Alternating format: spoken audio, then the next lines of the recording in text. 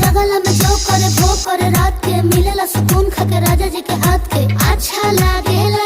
कमर ककरी से भइल काटा हराबा हो गलिया लागेला जान टमा ताराबा हो गलिया लागेला जान टमा ताराबा हो।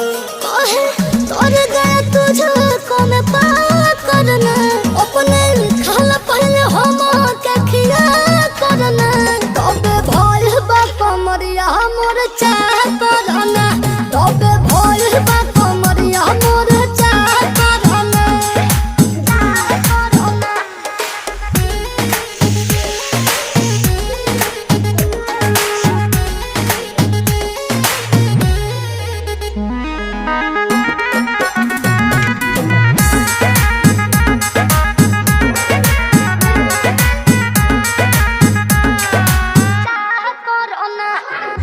इंस्पिरेशन के प्यार देखे धांसो हर घर जरूरत रहेली मोर